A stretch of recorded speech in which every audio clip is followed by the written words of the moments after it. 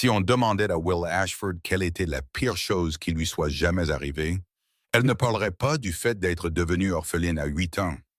Elle ne parlerait pas d'avoir été renvoyée par 7 familles d'accueil différentes, comme un produit défectueux.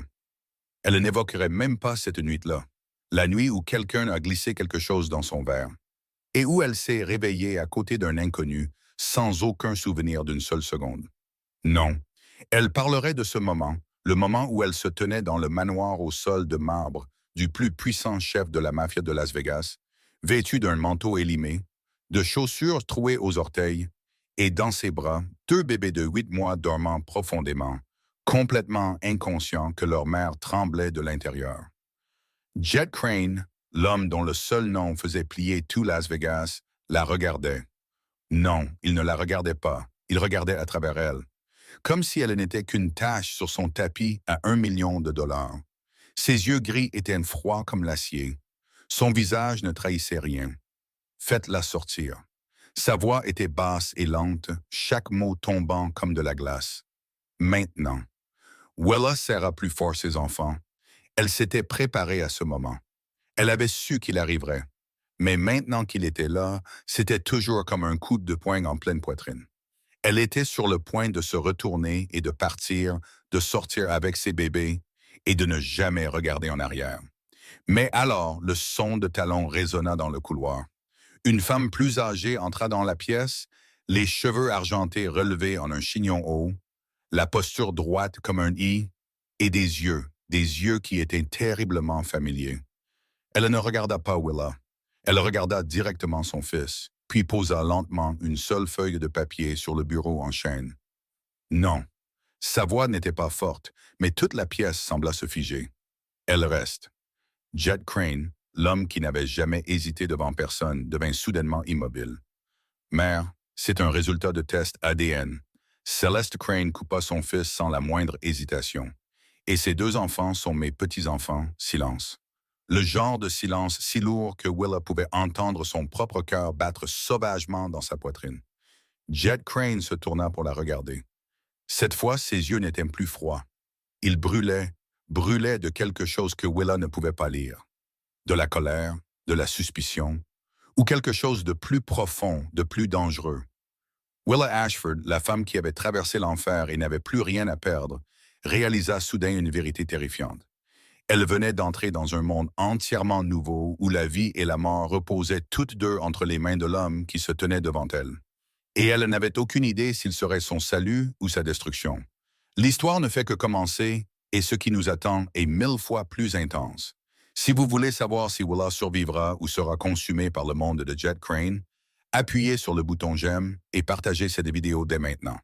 Et n'oubliez pas de vous abonner et d'activer les notifications pour ne manquer aucun épisode de ce voyage tumultueux.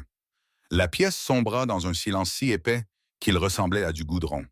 Personne n'osait respirer trop fort. La feuille de papier reposait sur la table en chêne, d'un blanc pur et apparemment inoffensive.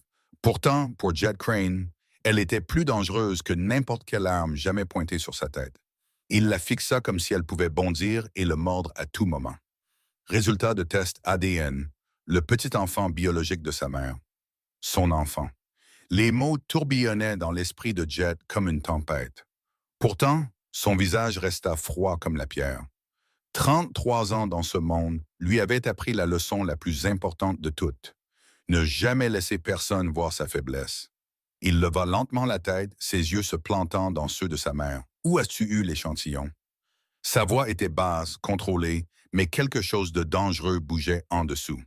Comment sais-tu qu'elle n'est pas une fraudeuse engagée pour venir ici? Celeste Crane ne s'y a pas. Elle avait affronté son mari, les ennemis de la famille et la mort qui lui soufflait dans le cou. La colère de son fils ne l'effrayait pas. « Je me suis occupé de tout moi-même », répondit-elle calmement. « Le laboratoire de la famille. Nos gens. Personne ne pourrait les soudoyer, pas même toi. » Jet serra les dents. « Ça ne veut pas dire... » « Ça ne veut pas dire quoi? » coupa Céleste, sa voix aussi tranchante que la glace. « Que ça ne veut pas dire que j'ai raison, ou que ça ne veut pas dire que tu as eu des enfants sans jamais le savoir. » Silence. Jet ne répondit pas. Au lieu de cela, il se tourna vers Willa. Elle était toujours là, tenant fermement les deux enfants, comme s'ils étaient la seule bouée de sauvetage au milieu de la mer. Il marcha vers elle, un pas lent à la fois, chaque mouvement teinté de menace. Vous. Sa voix était comme une lame pressée contre la gorge. Racontez-moi cette nuit. Willa déglutit difficilement. Sa gorge était sèche comme le désert, mais elle ne baissa pas les yeux. Elle avait survécu à trop de choses pour s'effondrer sous le poids d'un regard menaçant. Je ne me souviens de rien. Sa voix était rauque, mais stable. Je me suis réveillé dans une chambre d'hôtel à côté d'un homme que je ne connaissais pas. J'ai paniqué. J'ai couru avant qu'il ne se réveille. C'est tout ce que je sais. Jet rit, mais le son était si froid qu'il aurait pu geler l'air. Comme c'est pratique. Vous ne vous souvenez de rien de cette nuit, mais vous apparaissez ici au moment exact avec deux enfants et une histoire parfaite. Willa le regarda droit dans les yeux sans ciller. Je ne suis pas venu chercher cet endroit. Je ne savais pas qui vous étiez jusqu'à ce que votre mère me le dise. C'est elle qui m'a trouvé, pas l'inverse. Jet s'arrêta à un pas d'elle, assez près pour qu'elle sente son souffle, l'odeur de parfum cher mêlée à quelque chose d'encore plus dangereux. Le pouvoir, l'autorité, une menace qui n'avait pas besoin d'être prononcée. Si c'est une arnaque, dit-il lentement, chaque mot tombant comme une pierre, je m'assurerai que vous ne reverrez jamais le soleil. Compris? Le cœur de Willa battait la chamade, mais elle ne recula pas. Elle ne pouvait pas. Si elle reculait, elle perdrait tout. Je comprends. Sa voix était si calme qu'elle-même en fut surprise. Et si c'est vrai, que direz-vous alors? Silence. Jet ne répondit pas. Quelque chose vacilla dans ses yeux, trop vite pour que Willa puisse le saisir, puis ce fut parti. Il se détourna et retourna vers le bureau. Refaites le test ADN. Sa voix était glaciale, dépouillée de toute émotion. Mes gens s'en occuperont. Mon laboratoire. Si les résultats ne correspondent pas, il n'eut pas besoin de finir la phrase. Céleste hocha la tête. Très bien, mais à une condition. Elle et les enfants restent ici jusqu'à ce que les résultats reviennent. Je ne laisserai pas mes petits-enfants errer dans les rues un jour de plus. Jet regarda sa mère, puis Willa, puis les deux enfants endormis dans ses bras. L'un d'eux bougea, laissa échapper un léger murmure, puis se rendormit. Il se détourna sans un mot de plus. Sterling, appela-t-il, sa voix portant à travers la pièce. Un homme grand au visage aussi illisible que la pierre entra par la porte latérale. Préparez une chambre pour l'invité. Deuxième étage et l'est, et assurez-vous qu'elle ne quitte pas la zone autorisée. Sterling hocha la tête sans poser de questions. Willa regarda le dos de Jet Crane disparaître derrière la porte. Les deux enfants dormaient toujours paisiblement dans ses bras, totalement inconscients que leur destin venait d'être suspendu entre deux mondes. Elle prit une profonde inspiration, essayant de se calmer. Elle ne savait pas dans quel genre d'endroit elle venait de mettre les pieds.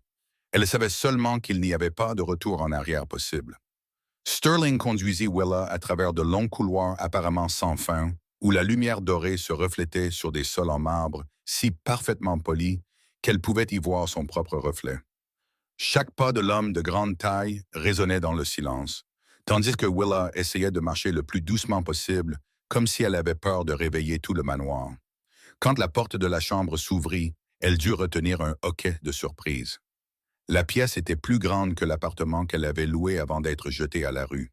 Un grand lit habillé de draps d'un blanc pur, des rideaux de soie, et surtout, deux berceaux neufs côte à côte près de la fenêtre.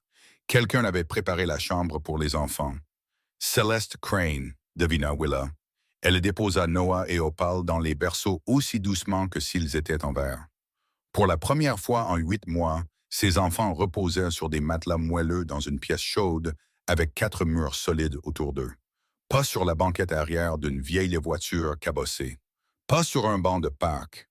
Pas sur le sol froid d'une église pendant les nuits d'hiver. Elle aurait dû dormir. Son corps était si épuisé que chaque os semblait crier au repos. Mais le sommeil ne vint pas. Willa s'assit dans le fauteuil près de la fenêtre et regarda Las Vegas, scintillant en bas comme une tapisserie tissée d'1 million d'étoiles. Elle avait autrefois aimé cette ville. 2 ans plus tôt, quand elle était arrivée ici pour la première fois, elle avait cru que ce serait l'endroit où elle pourrait recommencer. Un travail stable, un petit appartement, une vie ordinaire. Et maintenant, regardez où elle était, dans le manoir d'un chef de la mafia, gardée sous surveillance comme une prisonnière de luxe, attendant qu'une feuille de résultat de test décide de son sort. La ville ne scintillait plus. Elle ressemblait aux dents d'un monstre, prête à l'écraser à tout moment. Willa se leva et s'approcha des deux berceaux. Noah dormait avec une expression étrangement sérieuse, ses petits sourcils légèrement froncés, comme s'il pensait à quelque chose d'important même dans ses rêves, comme son père. La pensée lui traversa l'esprit avant qu'elle ne puisse l'arrêter. Opal, en revanche, était complètement différente. La petite fille souriait dans son sommeil, une petite main agrippant le coin de sa couverture. Ses lèvres bougeaient légèrement comme si elle chuchotait quelque chose aux anges dans un rêve. Willa s'agenouilla entre les deux berceaux et posa une main sur le barreau de chacun. « Je ne sais pas où cet endroit nous mènera, murmura-t-elle, sa voix se serrant dans sa gorge. Je ne sais pas ce que cet homme va nous faire, mais je vous promets que je vous protégerai, peu importe le prix, même si je dois traverser l'enfer une fois de plus. » Elle avait survécu à pire que ça. Elle avait survécu à la solitude d'une enfant orpheline, à l'indifférence de 7 familles d'accueil, à la cruauté d'un monde qui n'avait jamais fait de place aux gens comme elle. Elle ne se briserait pas ici. Pas maintenant. Willa ne sut pas combien de temps elle resta assise là.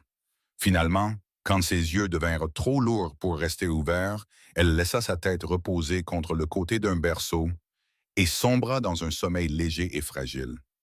Elle ne savait pas qu'à l'étage, dans un bureau sombre, Jet Crane était également éveillé. Il était assis dans l'ombre, son verre de liqueur vide depuis longtemps, une vieille photo à la main.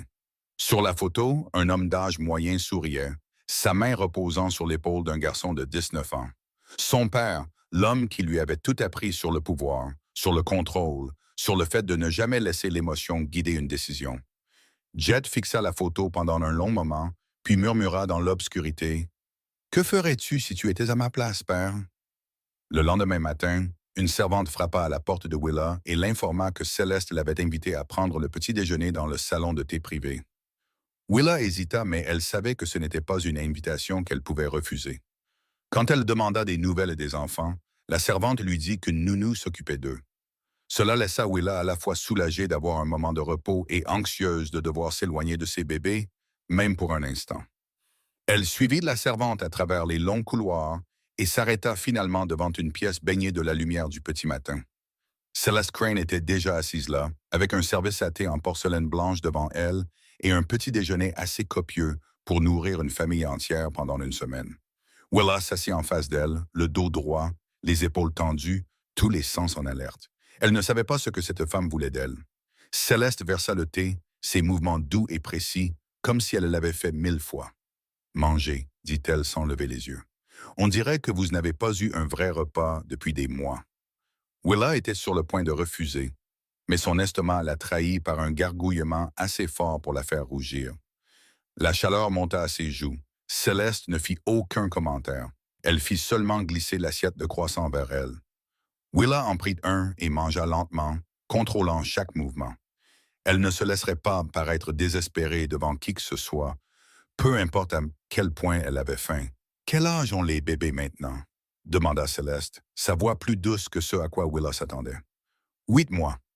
Vous les avez élevés seuls pendant 8 mois? » Willa hocha la tête et n'offrit aucune autre explication. Elle n'avait pas besoin de parler des nuits blanches, des repas qu'elle sautait pour qu'ils puissent le manger, des fois où elle avait failli s'évanouir de fatigue. Ces choses n'avaient pas besoin de mots. Céleste l'étudia un long moment, puis posa sa tasse de thé. « Je vous ai vu dans le parc il y a 2 semaines. Vous étiez assise sur un banc avec les 2 enfants dans vos bras. » Willa devint immobile. Elle se souvenait de ce jour. Elle avait été si épuisée qu'elle ne pouvait plus faire un pas. « Et quand j'ai regardé dans les yeux du petit garçon, » continua Céleste, sa voix baissant, « j'ai su tout de suite, ses yeux gris. Je regarde ses yeux depuis 33 ans. Ce sont les yeux de mon fils. » Elle marqua une pause et prit une profonde inspiration. « J'ai pris un échantillon. J'ai fait faire le test. Le résultat a confirmé ce que je savais depuis le tout premier instant. Simple, direct, sans tourner autour du pot. » Willa posa sa pâtisserie et regarda droit dans les yeux de Céleste. « Pourquoi m'aidez-vous? Vous auriez pu m'ignorer, faire comme si vous n'aviez rien vu. Votre vie aurait été beaucoup plus facile si les enfants et moi n'étions jamais apparus. » Céleste ne répondit pas tout de suite. Elle regarda par la fenêtre, où la lumière du soleil dorait le jardin extérieur. Quand elle se retourna, ses yeux contenaient quelque chose que Willa ne pouvait pas lire. Parce que j'ai été mère célibataire, dit-elle. Avant de rencontrer mon mari, j'ai élevé mon fils seul dans la pauvreté. Je sais ce que ça fait. La solitude, le désespoir, le sentiment que le monde entier est contre vous. Elle marqua une pause, puis ajouta d'une voix plus basse. Et parce que Jet en a besoin. Il ne le sait juste pas encore. Willa ne comprit pas ce qu'elle voulait dire, mais elle ne demanda pas. Céleste tendit la main à travers la table et prit la sienne. Sa main était chaude et sèche, portant le léger parfum de jasmine. « Vous n'êtes pas obligé de me faire confiance tout de suite, dit-elle. Mais donnez-moi une chance de faire mes preuves. » Willa la regarda. Cette femme puissante de la pègre, la mère du chef de la mafia le plus redouté de Las Vegas. Mais à ce moment, elle n'était qu'une femme plus âgée tenant de la main de Willa avec une sincérité que Willa n'avait jamais reçue de personne auparavant. « D'accord, répondit-elle, sa voix douce comme un souffle. Céleste sourit, le premier sourire que Willa avait vu dans cette maison. Il adoucit son visage, la fit paraître plus jeune. Et pendant un instant, Willa entrevit la femme qu'elle avait dû être avant que ce monde ne la transforme en acier. « Bien, maintenant, mangez encore un peu. Vous aurez besoin de vos forces pour affronter mon fils. Il n'est pas facile. » Willa faillit rire, presque. 3 jours passèrent dans un silence tendu comme une corde de piano. Willa ne vit pas Jet, n'entendit pas un mot sur les résultats du test et savait seulement qu'elle et les bébés étaient toujours autorisés à rester. Céleste venait tous les jours et jouait avec Noah et Opal, mais ne mentionna jamais son fils. Puis, l'après-midi du 3e jour, Sterling apparut à la porte de Willa avec ce même visage indéchiffrable. « Le patron veut vous voir tout de suite. » Willa le suivit à travers les couloirs familiers, mais cette fois, ils prirent une direction différente, vers une lourde porte en chêne au bout du couloir, le bureau de Jet Crane. La pièce était morte, les rideaux tirés, avec seulement une lampe de bureau projetant un cercle pâle de lumière dorée. Jet était assis derrière un bureau en bois noir brillant, la moitié de son visage englouti par l'ombre, l'autre moitié touchée par la lampe. Sterling ferma la porte et monta la garde à l'extérieur, laissant Willa seule avec le chef de la mafia. Le silence s'éternisa.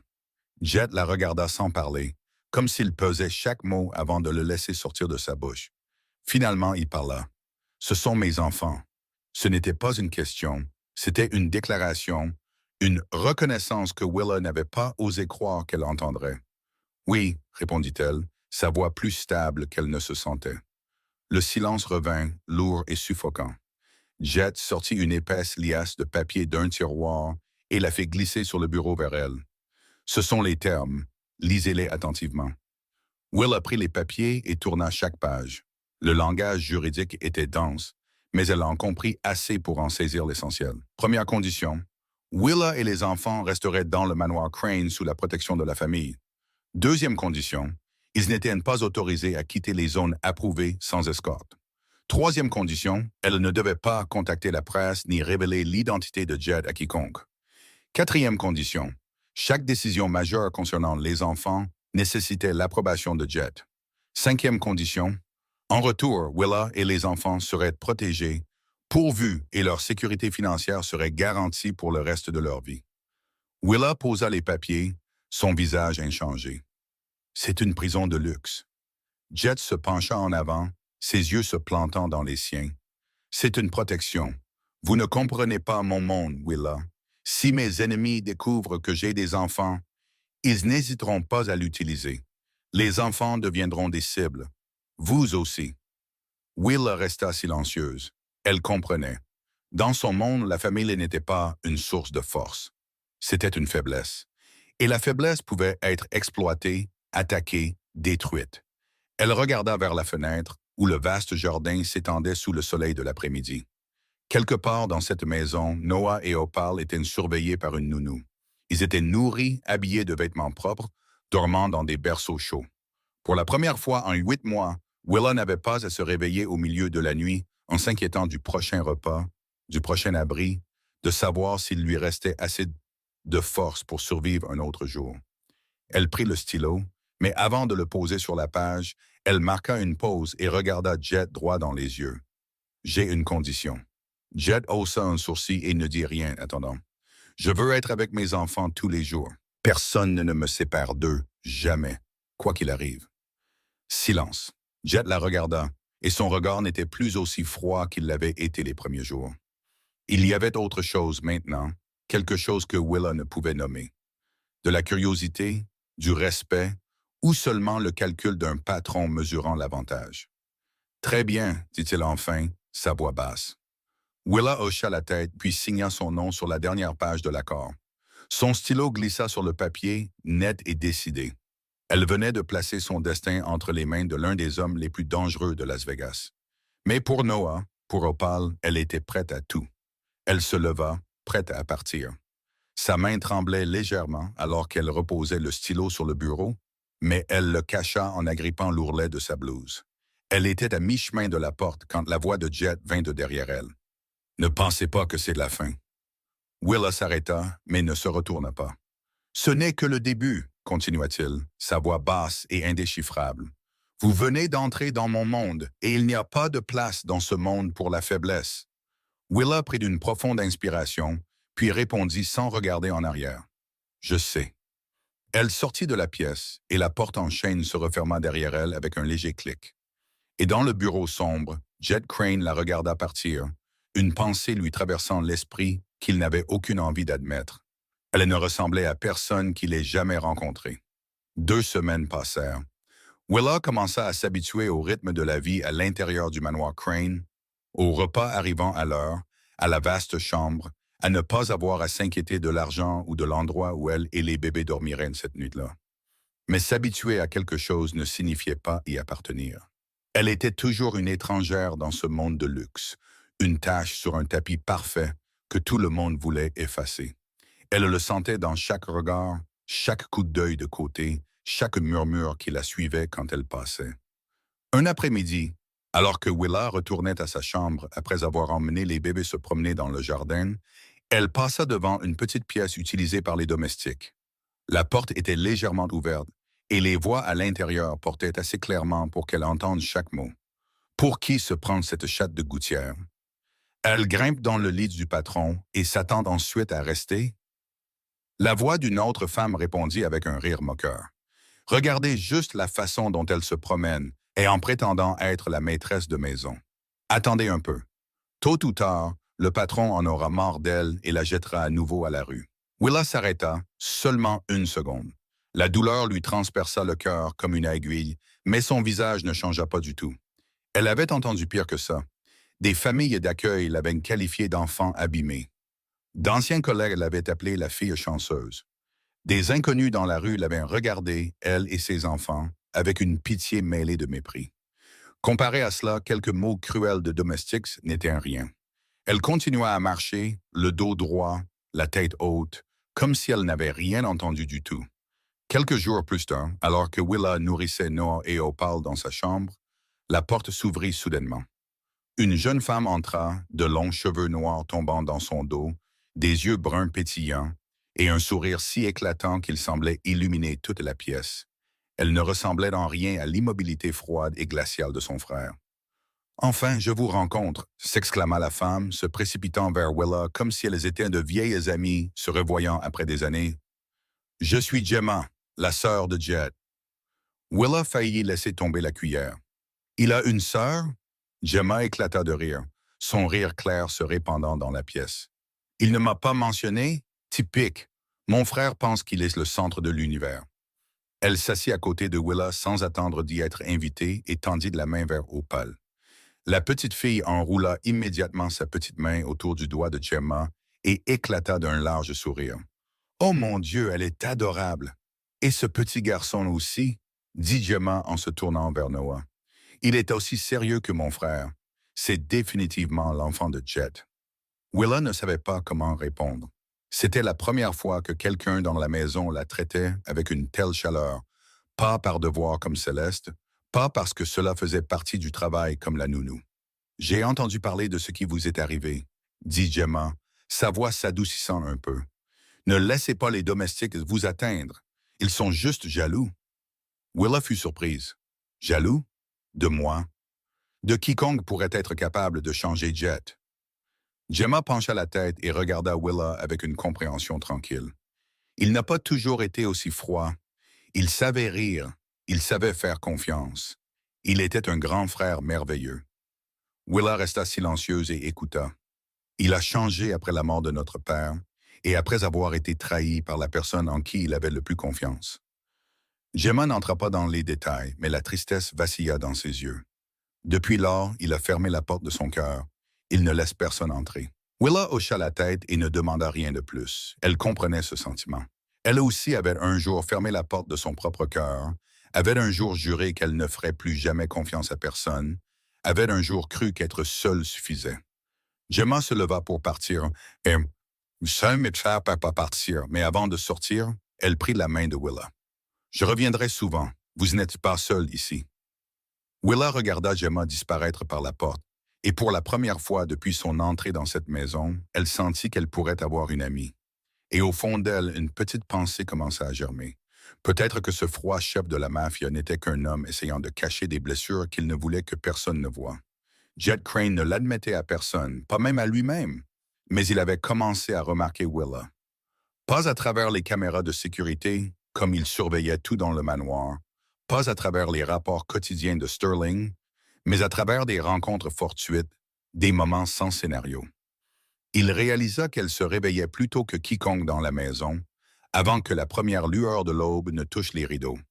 Il le savait parce qu'il y avait des matins où il était réveillé depuis 3 heures après un cauchemar, descendait à la cuisine pour un verre d'eau et voyait que la lumière dans sa chambre était déjà allumée. Elle se couchait aussi plus tard que tout le monde, attendant que Noah et Opal soient tombés dans un sommeil profond avant de s'autoriser à fermer les yeux. Il le savait parce qu'il était passé devant sa chambre à minuit et avait vu son ombre contre le rideau, assise en veille à côté des berceaux. Et elle ne demandait jamais rien de plus. Pas de beaux vêtements, même si Céleste lui avait proposé de l'emmener faire du shopping. Pas de bijoux, même si ce manoir regorgeait de luxe. Pas d'argent, même si elle aurait pu demander et il n'aurait pas refusé. Elle vivait comme si elle empruntait de l'espace, essayant de prendre le moins de place possible, essayant de ne déranger personne. Un après-midi, Jet se promenait dans le jardin, l'esprit occupé par une nouvelle affaire et une menace d'une famille rivale de l'est de la ville, mais un rire le fit s'arrêter. Un rire léger, innocent, qui résonnait dans le jardin comme des carillons. Il n'avait jamais entendu un tel son dans cette maison. Jet s'immobilisa derrière un rosier et regarda la pelouse verte devant lui. Willa était assise là, sur une couverture étendue sous le soleil de l'après-midi, avec Noah et Opal. Noah s'entraînait à ramper, son petit visage sérieux de détermination, mais tous les quelques pas, il basculait en avant et atterrissait le visage dans l'herbe. Willa le relevait rapidement, lui embrassait le front, puis le reposait pour qu'il puisse réessayer. Opal, quant à elle, était assise à côté de sa mère, applaudissant et riant d'un plaisir éclatant pour quelque chose que seule elle comprenait. Peut-être parce que son frère était tombé, peut-être parce que le soleil était chaud, peut-être sans raison du tout, sauf qu'elle était heureuse. Jet resta là. Il ne savait pas combien de temps.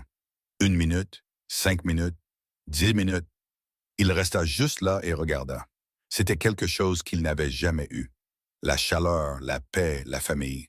Il avait le pouvoir, l'argent, le plus grand empire souterrain de Las Vegas, mais il n'avait jamais eu ça. La voix de son père résonna dans son esprit depuis d'un lointain souvenir. Le pouvoir ne signifie rien s'il n'y a personne à protéger, mon fils. Jed avait un jour pensé que l'homme avait tort. Le pouvoir était tout. Le pouvoir l'avait maintenu en vie après la mort de son père. Le pouvoir l'avait aidé à venger ceux qui avaient fait du mal à sa famille. Le pouvoir lui avait permis de construire un empire que personne n'osait toucher. Mais maintenant, en regardant Willa tenir les enfants sous le soleil de l'après-midi, il se demandait si son père avait eu raison. Comme si elle sentait des yeux sur elle, Willa leva la tête. Son regard croisa le sien à travers les roses. Elle ne baissa pas les yeux. Elle n'avait pas peur. Elle ne détourna pas le regard. Elle le regarda simplement en retour, calme et stable, comme si elle avait autant le droit de se tenir en ce lieu que lui. Et à ce moment, Jet ressentit quelque chose qu'il ne pouvait nommer. C'était comme une petite fissure dans le mur de glace qu'il avait passé les 14 dernières années à construire autour de lui. Il se détourna et retourna rapidement dans la maison sans regarder en arrière. Mais l'image resta dans son esprit plus longtemps qu'il ne voulait l'admettre. Willa, sous la lumière de l'après-midi, ses cheveux bruns chatoyants, les enfants dans ses bras, et un rire clair résonnant dans le jardin qui était resté silencieux depuis bien trop longtemps. Cette nuit-là, Jet rentra plus tard que d'habitude. La réunion avec les chefs de district s'était prolongée jusqu'à près de minuit, et son esprit tournait encore avec des chiffres, des menaces voilées et de faux sourires cachant des couteaux. Il traversa le couloir sombre, desserrant sa cravate et ouvrant le col de sa chemise. Tout en lui était fatigué, mais c'était le genre d'épuisement avec lequel il avait depuis longtemps appris à vivre. 14 ans, en tant que patron, lui avaient appris à porter la lassitude comme un compagnon constant. Il passa devant la chambre des enfants, avec l'intention de continuer son chemin comme chaque nuit, mais le son de pleurs le fit s'arrêter. Ce n'était pas le léger gémissement d'un bébé s'agitant dans son sommeil. C'était de vrais pleurs, le cri d'un enfant qui avait besoin d'être réconforté. Jet resta là un moment. Un instinct lui disait de continuer. Ce n'était pas son problème. Il y avait une nounou, il y avait Willa. Il n'avait rien à faire, mais ses pieds ne bougèrent pas. Au lieu de cela, il se retrouva à pousser la porte. À l'intérieur, sous la lueur jaune pâle de la veilleuse, Willa se tenait au milieu de la pièce avec Opal dans ses bras, essayant de calmer le bébé. Mais de l'autre berceau, Noah pleurait aussi. Son visage rouge vif, ses petits bras et jambes s'agitant alors qu'il exigeait d'être pris. Une personne, deux bébés. Willa semblait sur le point de s'effondrer. Dans la pénombre, Jet pouvait clairement voir les cernes profonds sous ses yeux, voir la façon dont ses épaules s'affaissaient de fatigue, voir sa main trembler alors qu'elle essayait de calmer l'Opale. Elle leva les yeux quand elle entendit la porte, et ses yeux s'écarquillèrent de surprise en voyant Jet se tenir là. « De quoi avez-vous besoin ?» Sa voix était rauque de fatigue, mais elle essayait toujours de rester composée. Jet ne répondit pas. Il passa devant elle et s'arrêta à côté du berceau de Noah. Le bébé pleurait fort, son visage rouge comme une tomate, des larmes coulant sur ses deux joues. Jet resta là et regarda son fils. Il n'avait jamais tenu de bébé auparavant, pas une seule fois dans sa vie. Il ne savait pas où placer ses mains, comment soutenir la tête, quoi faire pour qu'un bébé arrête de pleurer, mais quelque chose dans ce cri l'attira, un fil invisible qu'il ne pouvait couper. Jet prit une profonde inspiration, puis se pencha et souleva Noah dans ses bras. Le mouvement était maladroit et instable, rien à voir avec la confiance qu'il montrait dans toutes les autres parties de sa vie. Il ne savait pas comment soutenir la tête du bébé, ne savait pas s'il fallait le tenir fermement ou lâchement. Il ne savait rien de tout cela. Mais étrangement, Noah se tut. Le bébé cessa de pleurer presque immédiatement, comme si quelqu'un avait actionné un interrupteur. Il leva les yeux vers Jet avec des yeux gris encore humides de larmes, des yeux exactement comme ceux qui le regardaient. Deux paires d'yeux gris se rencontrèrent, père et fils, pour la première fois. Willa retint son souffle et n'osa pas bouger, de peur de briser l'instant. Elle serra fort Opal dans ses bras, regarda Jet regarder Noah, et vit quelque chose sur ce visage froid et dur. Pas de la douceur. Jet Crane n'était jamais doux, mais de la surprise, de l'étonnement, comme s'il venait de voir quelque chose qu'il n'avait jamais cru possible. Il a mes yeux. Sa voix était rauque, comme si les mots devaient traverser une barrière invisible avant de pouvoir s'échapper. Oui, répondit doucement Willa. Tous les deux. Le silence s'étira entre eux. Noah continua de regarder Jet, puis leva une petite main et toucha son menton. Jet s'immobilisa, mais il ne se retira pas. Je ne sais pas comment être un père, il le dit en regardant toujours Noah. Ce n'était pas un aveu de faiblesse. C'était simplement la vérité. Willa le regarda un long moment avant de répondre. Je ne savais pas comment être une mère non plus, pas avant de devoir l'être. Il leva la tête et ses yeux rencontrèrent ses yeux bleu-gris. Personne ne naît en sachant, continua-t-elle, sa voix douce. On apprend jour après jour, erreur après erreur, chaque fois qu'on tombe et qu'on se relève. Jet ne répondit pas, mais il ne partit pas non plus. Il s'assit dans le fauteuil près de la fenêtre, Noah toujours dans ses bras. Willa s'assit dans le fauteuil en face de lui, avec Opal qui commençait déjà à se rendormir contre son épaule. Ils restèrent assis là en silence, chacun tenant un enfant. Plus aucun mot ne fut prononcé, mais quelque chose dans cette pièce avait changé, quelque chose que tous deux pouvaient sentir, même si aucun d'eux ne le disait à voix haute. Le mur de glace que Jed Crane avait passé 14 ans à construire autour de lui, maintenant une fissure. Une petite seulement, mais elle était réelle. Quand Noah s'endormit enfin, Jed se leva et déposa doucement son fils dans le berceau. Ses mouvements étaient encore maladroits, mais ils étaient plus prudents maintenant, plus tendres. Il regarda Willa un long moment, puis dit à voix basse, « Vous devriez vous reposer. Je vais faire en sorte que quelqu'un vous aide la nuit.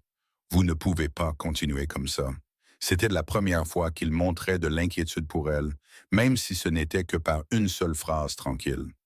Willa hocha la tête et ne dit rien.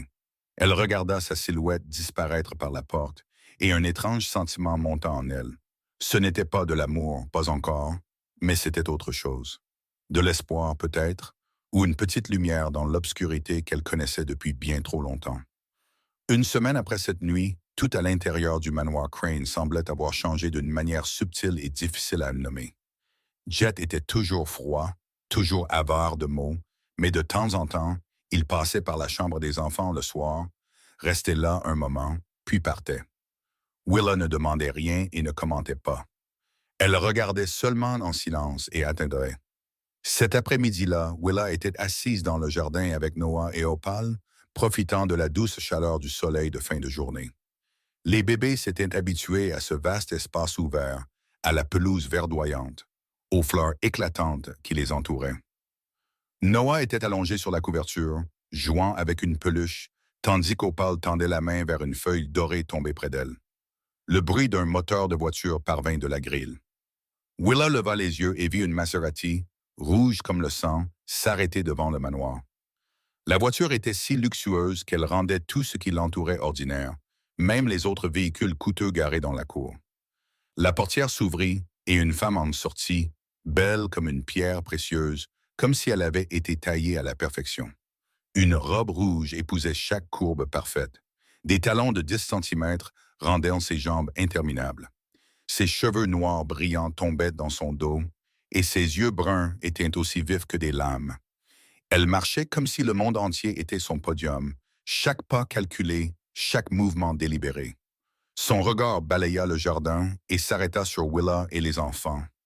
Willa sentit l'air changer, comme si la température venait de chuter de quelques degrés. La femme ne prit pas la peine de la saluer et ne posa aucune question. Elle se dirigea directement vers le manoir, comme si elle en était la propriétaire. Mais en passant devant Willa, elle s'arrêta. Or, c'est ça le secret que Jet cachait. Sa voix était douce, mais il y avait quelque chose de tranchant en dessous, comme du miel étalé sur un couteau. Willa se leva, son instinct protecteur s'enflammant aussitôt. Elle s'avança et se plaça entre l'étrangère et ses enfants. « Qui êtes-vous? » La femme eut un léger rire, clair et musical, mais totalement dépourvu de chaleur. « Je suis Raina Voss. Je suis la femme qui devait devenir la maîtresse de cette maison. » Elle pencha la tête et toisa Willa de haut en bas avec un mépris non dissimulé. « Et vous? La nouvelle nounou? » Willa ne flancha pas. « Je suis la mère de ses enfants. » Raina devint immobile, ses yeux bruns s'écarquillant un bref instant avant de se rétrécir en deux fentes acérées. « Mère? Vous? » Elle examina à nouveau Willa, cette fois plus lentement, plus attentivement.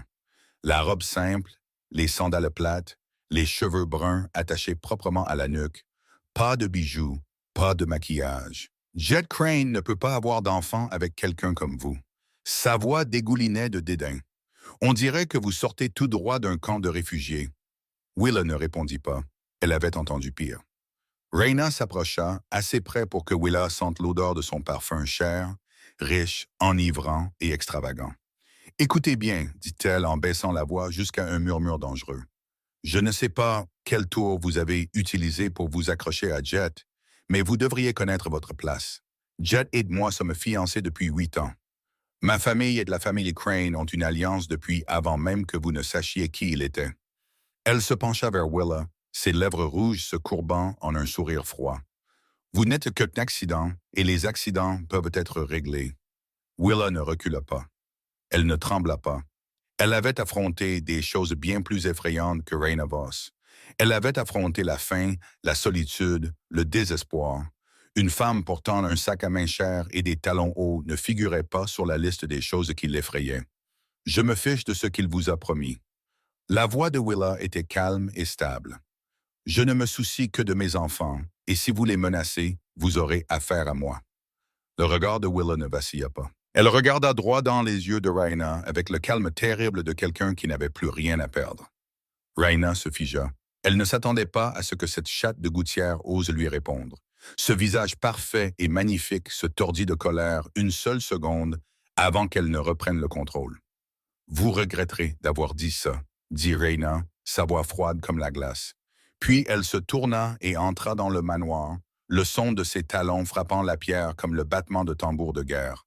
Willa resta là, le cœur battant toujours fort dans sa poitrine, mais elle ne laissa rien paraître. Elle se retourna, s'assit à côté des enfants et les prit dans ses bras. Noah et Opal levèrent les yeux vers leur mère, ne comprenant pas ce qui venait de se passer, sachant seulement qu'elle les serrait plus fort que d'habitude. Et à la fenêtre de l'étage, Jet Crane se tenait là, à regarder. Il avait tout vu, chaque mot, chaque regard, chaque instant. Et pour la première fois, il regarda Willa Ashford avec quelque chose de différent dans les yeux. Pas de la suspicion, pas de la froideur, mais quelque chose qui se rapprochait du respect. Les portes d'entrée du manoir s'ouvrirent en grand, et Jet Crane sortit. Il n'était pas pressé, pas agité. Chaque pas portait le poids du pouvoir qu'il avait construit au cours des 14 dernières années. Son visage était froid comme la pierre, ses yeux fixés directement sur Raina, qui se tenait au milieu de la cour. Raina, sa voix était basse et tranchante, sans la moindre trace de chaleur. Mon bureau tout de suite. Raina se tourna, un sourire s'épanouissant sur ses lèvres, comme si elle venait de gagner une bataille. Elle lança un regard triomphant à Willa avant de suivre Jet à l'intérieur, le son de ses talons frappant un rythme régulier sur le sol en pierre. Willa resta où elle était, tenant fermement Noah et Opal, son cœur battant sauvagement dans sa poitrine. Elle ne savait pas ce qui allait se passer dans cette pièce. Elle ne savait pas si Jet la soutiendrait ou soutiendrait la femme avec qui il était censé être fiancé depuis 8 ans.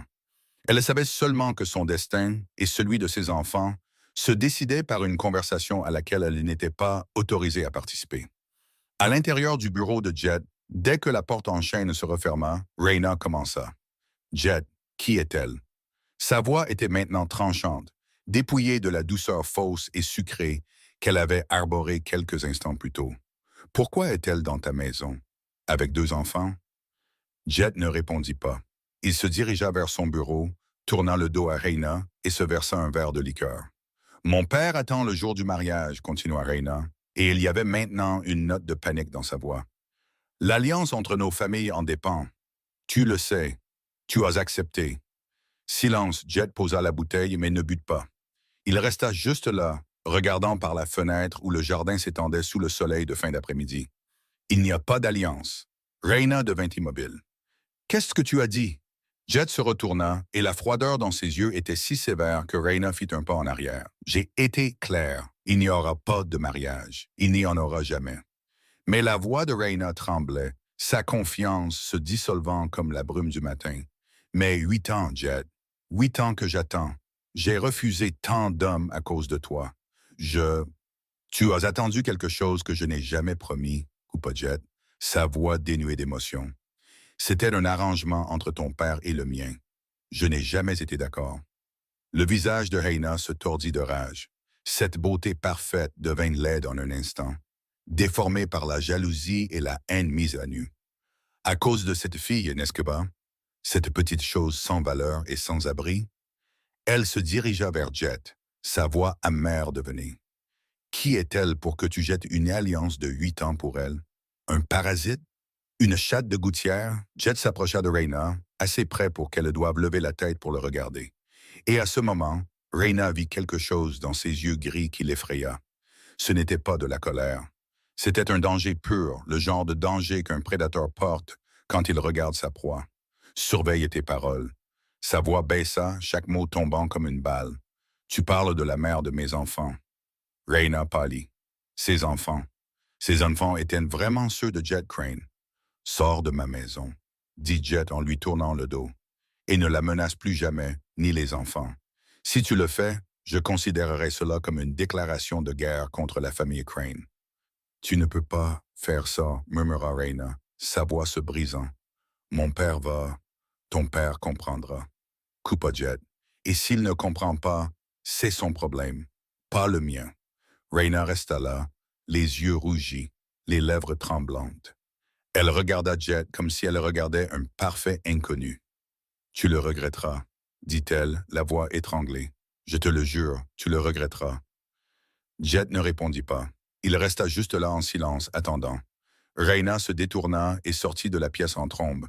Le son de ses talons frappant le sol en éclats brisés et furieux. La porte claqua derrière elle. Et ce n'est qu'alors que Jet prit enfin une profonde inspiration. Il sortit dans le jardin un peu plus tard et trouva Willa toujours assise là, tenant les enfants sur la couverture. Elle leva les yeux quand elle entendit ses pas, et la prudence sur son visage était impossible à manquer. « Ça va ?» demanda Jet, sa voix plus douce qu'il ne l'avait prévu. Willa fut surprise. C'était la première fois qu'il lui demandait de ses nouvelles de cette manière. « Je vais bien, elle ne pouvait rien me faire. » Jet la regarda un long moment. « Tu n'as pas peur d'elle ?» Ce n'était pas une question. C'était une observation. Willa haussa légèrement les épaules. « J'ai eu peur de beaucoup de choses dans ma vie. Une femme portant un sac à main cher et des talons hauts n'est pas sur cette liste. » Jet faillit sourire. Presque. Le coin de sa bouche se souleva un bref instant avant de retrouver l'expression froide qu'il portait habituellement. « Tu es différente de toutes celles que j'ai rencontrées. » « Différente dans le bon sens ou dans le mauvais sens ?» demanda Willa, inclinant la tête en le regardant. Jet ne répondit pas. Il la regarda juste un instant de plus, puis se détourna et retourna vers le manoir. Willa le regarda partir, et pour la première fois, il ne ressemblait plus au froid chef de la mafia qu'elle avait autrefois imaginé. Il ressemblait à un homme essayant de trouver son chemin dans l'obscurité, essayant de faire ce qui est juste sans savoir quel chemin était le bon. Comme elle. Un mois passa après le jour où Raina Voss quitta le manoir Crane avec la vengeance au cœur. Un mois sans voir cette Maserati rouge sang, sans le claquement sec des talons menaçants, sans ses yeux bruns et froids regardant Willa comme s'il voulait la brûler vive. Et au cours de ce mois, tout commença à changer, petit à petit, doucement comme l'eau s'infiltrant dans les fissures de la pierre. Jet commença à rentrer plus tôt, pas de beaucoup, seulement quelques heures, mais assez pour que Sterling lève un sourcil de surprise en voyant son patron quitter des réunions avant 7 heures du soir. Il passait plus de temps avec les enfants. Au début, il était maladroit, gauche, incertain de ce qu'il fallait faire avec deux petites vies qui le regardaient toujours avec ses grands yeux ronds. Mais lentement, il apprit. Il apprit à lire des livres à Noah, même si sa voix était si plate et si dépourvue d'émotion que Willa devait se mordre la lèvre pour ne pas en rire. Il apprit à jouer avec Opal, la laissant enrouler sa petite main autour de son doigt et le traîner dans toute la pièce. Il apprit même à changer les couches, bien que les 3 premières tentatives se soient soldées par un désastre complet et ait obligé Sterling à appeler la nounou à la rescousse. Mais il n'abandonna pas. Et cela surprit Willa plus que tout. Opal se mit à rire chaque fois qu'elle voyait son père entrer dans la pièce, son rire éclatant et clair comme des carillons. Noah était différent, sérieux comme son père. Mais chaque fois que Jet se préparait à partir, le petit garçon tendait les bras vers lui, les yeux fixés sur son père avec quelque chose qui ressemblait presque à une supplication. Et Willa, elle commença à regarder Jet différemment, non plus avec la lassitude d'une proie observant un chasseur, non plus avec la prudence gardée d'une étrangère en territoire dangereux, mais avec quelque chose de plus doux maintenant, de plus chaleureux. Quelque chose qu'elle n'osait pas nommer. Une nuit, après que les enfants se soient endormis profondément et que le manoir soit tombé dans le silence, Willa sortit sur le balcon pour s'asseoir seule.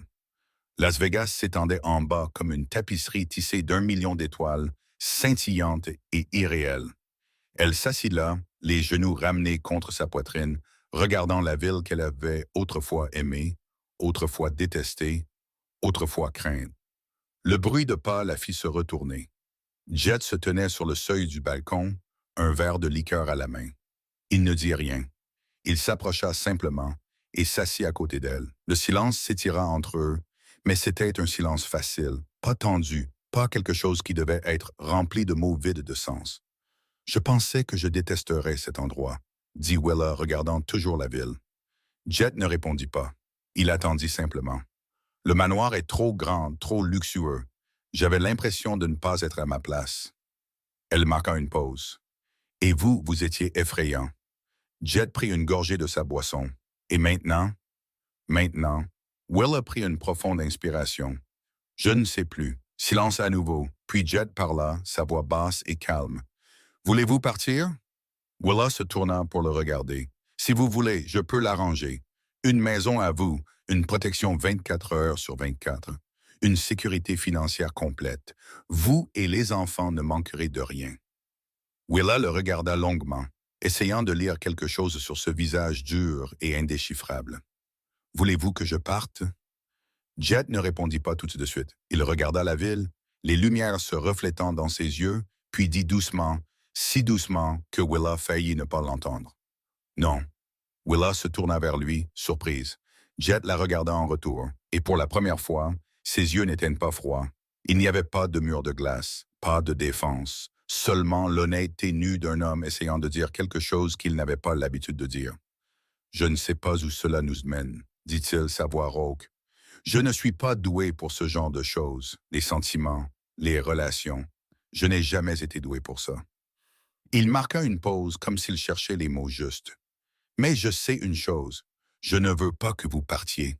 Sa main toucha la sienne, douce, hésitante, comme s'il avait peur qu'elle se retire, comme s'il touchait quelque chose de fragile qu'il craignait de briser. Willa baissa les yeux sur sa main, sur cette grande main rugueuse posée contre sa main plus petite, une main qui avait tué des hommes, construit un empire, détenu le pouvoir, et qui maintenant tremblait à côté d'elle. Elle ne se retira pas. Ils restèrent assis là en silence, main dans la main, regardant Las Vegas scintiller en bas comme une mer d'étoiles. Il n'y avait pas de promesses, pas de déclarations, pas de grands mots sur l'avenir. Seulement deux personnes essayant de trouver leur chemin l'une vers l'autre dans un monde plein d'obscurité que tous deux connaissaient bien trop bien. Un mois après cette nuit sur le balcon, Jet convoqua Willa dans son bureau, mais cette fois, tout était différent. Il n'y avait pas de lampe de bureau brillant faiblement dans le noir, pas de Sterling montant la garde devant la porte, pas de pile d'accords remplis de termes et de conditions froides. Jet était assis près de la fenêtre, le soleil de l'après-midi tombant sur son visage, et quand Willa entra, il se leva et se dirigea vers elle. « Je veux organiser une fête de fiançailles. » Willa se figea, certaine d'avoir mal entendu. « Des fiançailles? » Jet hocha la tête, ses yeux fixés sur les siens sans ciller. « Dans mon monde, avoir des enfants hors mariage est une faiblesse.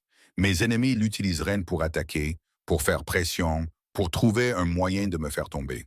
Mais si vous êtes ma fiancée, si vous faites officiellement partie de la famille Crane, ils n'oseront pas vous toucher. Personne. » Willa comprit. C'était de la stratégie, du calcul, la manière de Jet Crane de protéger son empire, de protéger ses enfants, de la protéger elle. Elle s'était habituée à sa façon de penser, à la façon dont la pègre fonctionnait. Tout avait un but. Chaque action était un mouvement sur l'échiquier. Mais alors Jet s'approcha, et sa voix s'adoucit, complètement différente de la froideur habituelle qu'elle lui connaissait. Mais ce n'est pas la seule raison. Willa leva les yeux et croisa son regard. « Je veux essayer, » dit-il lentement, comme si chaque mot devait se frayer un chemin à travers une barrière avant de pouvoir se libérer, de construire quelque chose de réel avec vous. C'était la première fois que Jet Crane ouvrait son cœur de cette manière. Il n'y avait pas d'armes, pas d'armure, seulement lui se tenant devant elle, admettant quelque chose que peut-être même lui ne s'était jamais attendu à dire. Willa se tenait là, le cœur battant sauvagement dans sa poitrine. Elle pouvait refuser. Elle pouvait demander du temps pour réfléchir. Elle pouvait faire n'importe quoi, mais elle regarda dans ses yeux gris qui avaient été autrefois froids comme la glace, et elle y vit quelque chose de réel. Pas de l'amour, pas encore, mais un effort, de l'espoir, quelque chose que tous deux cherchaient. « D'accord, dit-elle, sa voix douce comme un souffle. « J'essaierai. Pas pour l'argent, pas pour le pouvoir, mais parce que pour la première fois de sa vie, quelqu'un essayait pour elle. » Céleste fut si ravie que Willa vit des larmes briller dans ses yeux quand Jet fit de l'annonce. Elle se jeta immédiatement dans la planification, l'appelant telle et telle personne, commandant aux plus grands créateurs, engageant la meilleure équipe de décoration. Gemma aida Willa à choisir une robe. Lui apprit les coutumes de la haute société, comment saluer les gens, comment se tenir, comment sourire d'une manière qui convenait à l'occasion. 200 invités, tous issus des familles les plus puissantes de Las Vegas, des gens dont un simple hochement de tête pouvait décider du sort de toute une entreprise. Le jour de la fête de fiançailles, Willa se tenait devant le miroir du dressing, se regardant dans une robe blanche pour la première fois de sa vie. La robe effleurait le sol, simple mais élégante, épousant son corps comme si elle avait été taillée pour elle seule. Ses cheveux bruns étaient relevés, révélant son cou élancé et les boucles d'oreilles en diamant que Céleste lui avait données. Elle ne se reconnaissait pas. La fille dans le miroir n'était pas Willa Ashford, la femme qui avait dormi sur des bancs de Pâques, qui avait mangé les restes des poubelles derrière les restaurants, qui avait tenu ses 2 enfants dans ses bras en se demandant s'ils survivraient demain. La porte s'ouvrit et Céleste entra. Elle s'arrêta, regarda Willa et un sourire se répandit sur son visage. « Tu es magnifique. » Willa se tourna et Céleste vit la peur dans ses yeux. « J'ai peur, » murmura Willa. « Il y a 200 personnes dehors, toutes attendent, et je ne sais pas ce que je fais. » Céleste s'approcha d'elle et lui prit la main. Sa main était chaude et stable. « Avoir peur est normal, ma chérie. J'avais peur le jour de mon mariage aussi. Tout le monde l'est, mais tu n'es plus seule maintenant. » Willa la regarda. Cette femme qui l'avait trouvée dans le parc, l'avait introduite dans ce monde, lui avait donné une famille. Maintenant, prends une profonde inspiration, puis sors. Tout ira bien. Willa hocha la tête, prit d'une profonde inspiration, puis se tourna vers la porte. Elle ne savait pas que quelque part ailleurs dans la ville, dans un penthouse luxueux surplombant le scintillant strip de Las Vegas, Raina Vass était assise dans le noir. Sur la table devant elle se trouvait l'invitation à la fête de fiançailles à laquelle elle n'avait pas été conviée, les noms de Jet Crane et Willa Ashford, embossés en or. Et dans ses yeux bruns et vifs, le feu de la haine brûlait plus férocement que jamais. 3 jours avant la fête de fiançailles, Willa était assise avec Gemma dans le salon, passant en revue la liste des choses qui devaient encore être préparées. Les bébés dormaient pour leur sieste de l'après-midi. Le manoir était calme et tout semblait parfait jusqu'à ce que le téléphone de Gemma se mette à vibrer. 1 fois, 2 fois, 3 fois, puis sans s'arrêter. Gemma regarda l'écran et la couleur quitta lentement son visage. « Qu'est-ce qui ne va pas ?» demanda Willa, sentant tout de suite que quelque chose n'allait pas. Gemma ne répondit pas. Elle tendit le téléphone à Willa et Willa baissa les yeux sur l'écran. Les réseaux sociaux explosaient. Le hashtag Scandal Crane était en tête des tendances, se propageant comme une traînée de poudre. Willa fit défiler et chaque mot apparut comme un coup de couteau dans sa poitrine. Des photos d'elle de l'époque où elle travaillait au Monarch Club, mais recadrées, modifiées, manipulées. Sur ces photos, elle ressemblait à une femme séduisant des clients fortunés, riant intimement avec des hommes étranges, faisant des choses qu'elle n'avait jamais faites. En dessous se trouvaient des titres sensationnalistes. La fiancée de Jet Crane, de serveuse à maîtresse du manoir. Des témoins révèlent le passé de chasseuse d'hommes riches de Willa Ashford. Une sans-abri arnaque un chef de la mafia. Il y avait même des témoins, des personnes se prétendant d'anciens collègues, racontant des histoires complètement fabriquées sur la façon dont elle choisissait ses cibles et planifiait des pièges pour les hommes riches. L'un disait qu'elle avait fait ça de nombreuses fois auparavant. Un autre disait qu'elle savait exactement qui était Jet Crane cette nuit-là. Quelqu'un d'autre affirmait qu'elle était tombée enceinte exprès pour de l'argent. Chaque mot était une coupure. Chaque phrase était un coup. Willa resta assise, sentant comme si le monde entier s'effondrait autour d'elle. Les rumeurs se répandirent à travers Las Vegas en quelques heures. Le téléphone du manoir sonnait sans arrêt. Les invités appelaient pour demander s'ils devaient toujours venir. Les partenaires commerciaux de Jet s'inquiétaient de l'image de la famille Crane. Même les domestiques de la maison avaient commencé à chuchoter, leurs yeux curieux et méprisants suivant Willa chaque fois qu'elle passait. Gemma l'entoura de ses bras, sa voix tremblante. « Ne crois rien de tout ça, Willa. C'est un sale coup. Quelqu'un essaie de te détruire. » Willa secoua la tête, regardant dans le vide. « Peu importe que je le croie ou non.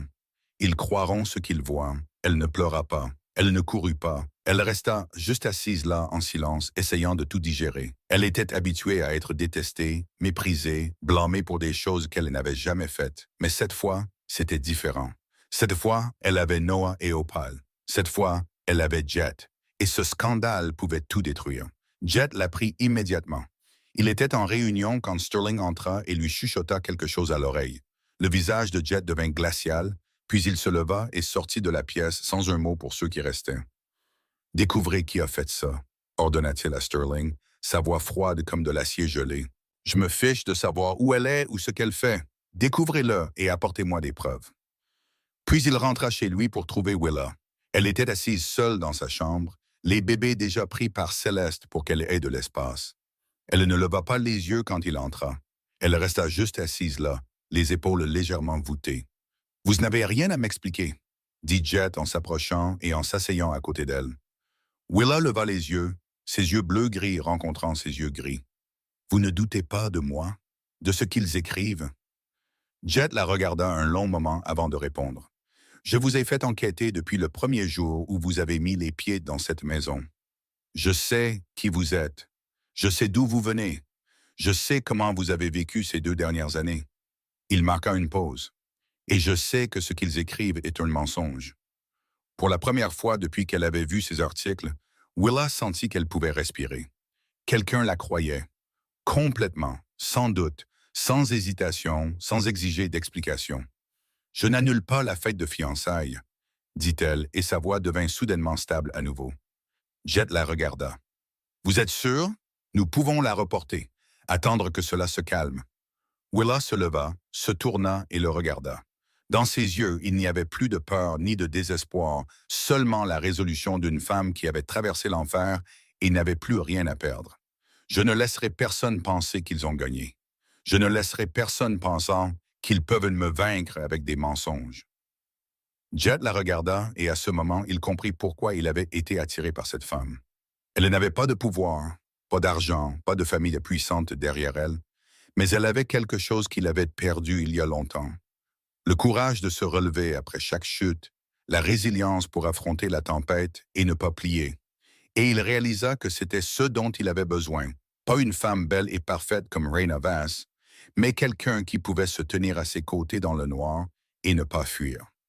Le jour de la fête de fiançailles arriva malgré la tempête qui faisait rage sur les réseaux sociaux. 200 invités se rassemblèrent au manoir Crane, les visages les plus puissants de Las Vegas, les familles les plus riches, les partenaires commerciaux les plus importants. La tension dans l'air était assez vive pour être coupée au couteau. Willa sentit chaque regard scrutateur alors qu'elle descendait l'escalier, la main dans celle de Jet. Certaines personnes chuchotaient, certaines la regardaient avec curiosité, certaines ne prenaient pas la peine de cacher leur mépris, mais elle ne baissa pas la tête. Elle s'était promis qu'elle ne laisserait personne voir sa faiblesse. Jet se tenait au centre de la grande salle, sa voix portant à travers la pièce alors qu'il présentait Willa comme sa fiancée. « Elle est la mère de mes enfants, » dit-il, ses yeux balayant la foule comme pour défier quiconque de s'y opposer. « Et elle sera bientôt ma femme. J'attends de vous tous que vous l'accueilliez comme un membre de la famille Crane. » Quelques invités applaudirent, polis mais clairsemés. Certains chuchotaient encore entre eux, jetant un coup d'œil suspicieux à Willa, mais au moins tout semblait aller dans la bonne direction, jusqu'à ce que les grandes portes s'ouvrent en grand. Raina Vass entra, vêtue d'une robe rouge comme le sang, ses yeux bruns brillants de triomphe. Elle n'avait pas été invitée, mais elle se comportait comme si elle était chez elle. Et derrière elle se trouvait un homme que Willa reconnut immédiatement, Marcus Webb, son ancien collègue du Monarch Club, un homme à qui elle n'avait jamais vraiment parlé, mais qui l'avait toujours regardé avec une étrange expression dans les yeux. Le cœur de Willa se serra. Désolé d'interrompre cette belle célébration, dit Raina, sa voix douce avec cette pointe cachée en dessous. Mais je pense que tout le monde mérite de connaître la vérité avant d'assister à une farce. Elle se tourna vers la foule, un sourire suffisant se répandant sur ses lèvres. Voici Marcus Webb. Il travaillait avec Mademoiselle Ashford au Monarch Club et il a quelques petites choses à partager. Marcus s'avança, le visage tendu mais déterminé. Il regarda directement la foule, puis commença à parler. « Je connais Willa Ashford. J'ai travaillé avec elle pendant plus d'1 an. » Il marqua une pause et déglutit difficilement. « Et je sais ce qu'elle a fait cette nuit-là. Elle savait exactement qui était Jet Crane. Elle a fait des recherches sur lui.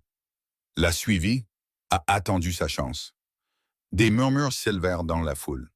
Willa se tenait là, sentant comme si quelqu'un lui avait donné un coup de poing en plein estomac.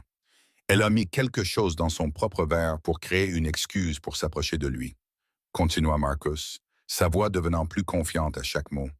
C'était un piège depuis le début, et vous êtes tous en train de vous faire avoir. Céleste pâlit, sa main agrippant le bras de sa chaise. Gemma se tenait à côté de sa mère, les yeux écarquillés de choc. Les invités se regardèrent, les chuchotements se propageant comme des vagues contre le rivage. Mais Raina n'avait pas encore fini. « Et ce n'est pas tout », dit-elle en sortant une liasse de papier de son sac à main. « J'ai la preuve que les résultats ADN ont été falsifiés. » Elle leva la main et un homme en blouse blanche s'avança, l'expression froide. « Voici le Dr. Harrison. Il est prêt à témoigner que le processus de test a été interféré. Ces enfants ne sont peut-être pas du tout ceux de Jed Crane. » La foule était profondément secouée. Les murmures se transformèrent en bruit ouvert.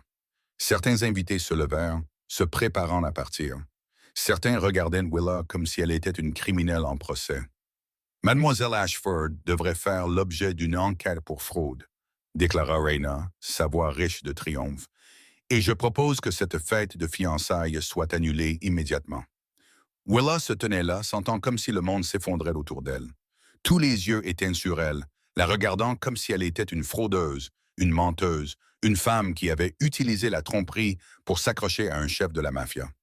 Elle se tourna vers Jet. Il se tenait là en silence, son visage indéchiffrable. Elle ne pouvait pas dire ce qu'il pensait. La croyait-il? Doutait-il d'elle? Est-ce qu'il... Non, elle ne pouvait pas se permettre de penser de cette façon, pas maintenant. Willa prit une profonde inspiration. Elle regarda Raina, Marcus, l'homme en blouse blanche. Elle regarda la foule qui chuchotait tout autour d'elle, les visages pleins de suspicion et de mépris. Puis elle releva la tête. Elle avait traversé l'enfer et avait survécu. Elle avait été abandonnée, trahie, poussée jusqu'au fond, et chaque fois elle s'était relevée. Elle ne se briserait pas ici, pas devant ces gens, pas à cause des mensonges d'une femme jalouse et d'un homme dont elle avait à peine pris la peine de se souvenir du nom. Elle se dirigea vers Marcus Webb, chaque pas stable et certain. Et quand elle s'arrêta devant lui, sa voix était calme d'une manière presque effrayante. « Vous dites que vous savez ce que j'ai fait cette nuit-là? Alors racontez-le en détail. Je veux l'entendre. » Marcus Webb se figea quand Willa se dirigea vers lui, chaque pas résonnant dans la pièce qui était tombée dans le silence. Il ne s'attendait pas à ce qu'elle le confronte si directement. Il avait pensé qu'elle pleurerait, qu'elle fuirait, qu'elle s'effondrerait. Mais Willa Ashford n'était pas le genre de femme qui s'effondre facilement. « Marcus Webb, c'est bien ça? » Sa voix était calme, claire, sans le moindre tremblement. Marcus hocha la tête, essayant de conserver sa confiance. « C'est exact, et je suis ici pour dire la vérité sur vous. » « Bien. » Willa hocha la tête comme si elle était satisfaite de la réponse. « Alors, dites-moi, vous dites que je savais qui était Jed Crane cette nuit-là. Pouvez-vous décrire exactement comment je l'ai approché? » Marcus jeta un coup d'œil à Raina, puis commença à inventer son histoire. « Vous êtes allé à sa table, vous avez commencé à lui parler, vous lui avez versé un verre. Vous avez souri, parlé, séduit. »« Je lui ai versé un verre ?» coupa Willa en inclinant la tête. « Dans un club avec du personnel privé assigné à la section VIP? Moi, une simple serveuse, j'ai été autorisé à verser des verres à un invité VIP? » Marcus hésita. « Je vous ai vu près de sa table. »« Près de sa table? » répéta Willa en hochant la tête. « D'accord, alors question suivante. » Elle s'approcha, ses yeux ne quittant jamais le visage de Marcus. « Vous avez dit que j'avais mis quelque chose dans mon propre verre. Alors, où étiez-vous quand vous avez vu ça? »« J'étais au bar, » répondit rapidement Marcus. « Je vous ai vu le faire. »« Quel bar? » demanda Willa, sa voix toujours égale. « Le Monarch Club a 3 bars, un au rez-de-chaussée, un sur la mezzanine et un dans la section VIP. Cette nuit-là, je servais dans la section VIP. » Elle marqua une pause. « Un endroit où le personnel ordinaire n'est pas autorisé à entrer à moins d'être en service, Bonnu. »« Alors, à quel bar étiez-vous pour me voir à l'intérieur de la section VIP? » Marcus commença à transpirer, son front brillant sous les lumières. « Je l'ai vu de loin. De loin. » Willa hocha la tête comme si elle considérait sérieusement la réponse. De loin, vous m'avez vu glisser quelque chose dans un verre à cocktail assez petit pour tenir dans une main dans la pénombre d'un club bondé un samedi soir? Elle inclina de nouveau la tête, sa voix toujours si calme qu'elle en était presque effrayante. Et si vous avez vu quelqu'un mettre quelque chose dans un verre, pourquoi ne l'avez-vous pas arrêté? Pourquoi n'avez-vous pas alerté la sécurité? Pourquoi n'avez-vous rien fait du tout? Marcus se tâte, sa bouche s'ouvrit, puis se referma, et aucun mot ne sortit. Willa se tourna vers la foule, vers les visages qui la regardaient maintenant avec curiosité au lieu de mépris. Je ne me souviens de rien de cette nuit-là, dit-elle, sa voix claire et stable. Absolument rien. Je me suis réveillée dans une chambre étrange à côté d'un homme que je ne connaissais pas. J'étais terrifiée. J'avais honte. Je ne savais pas ce qui m'était arrivé. Elle marqua une pause et prit une inspiration. J'ai vécu avec cette peur et cette honte pendant 2 ans. Je me suis demandé si j'avais fait quelque chose de mal. Je me suis blâmé chaque jour. Puis elle se retourna vers Marcus et ses yeux s'aiguisèrent comme des lames. Mais lui, il est différent. Il se souvient très clairement, trop clairement. Il se souvient quel verre j'aurais trafiqué. Il se souvient de ce que j'ai dit. Il s'est bien flirté. Il se souvient de ce que j'ai fait. Chaque petit détail. Elle se déplaça jusqu'à n'être qu'à un pas de Marcus. Comment quelqu'un qui n'a fait que témoigner peut-il se souvenir d'autant de détails? Dans un club bondé, avec des lumières tamisées, avec la musique qui bat de son plein? Sa voix baissa, mais chaque mot porta dans la pièce silencieuse. À moins qu'il n'ait pas été qu'un simple témoin, à moins que ce ne soit lui qui me l'ait fait. Marcus pâlit, ses yeux s'agitèrent sauvagement, cherchant une issue, mais il n'y en avait aucune. Il jeta un coup d'œil à Raina, mais elle était là aussi, et même son visage commençait à montrer de l'inquiétude. La pièce était absolument immobile. 200 personnes retinrent leur souffle, regardant Willa se tenir là seule, faisant face aux gens qui essayaient de la détruire. Willa se tourna vers la foule une dernière fois, et sa voix s'éleva dans le silence. Je n'ai pas de pouvoir, je n'ai pas d'argent, je n'ai pas de famille puissante derrière moi. Je n'ai rien, sauf la vérité. Elle marqua une pause, ses yeux parcourant les visages fixés sur elle. Mais la vérité, c'est celle-ci. Je suis la victime, pas celle qui a planifié tout ça.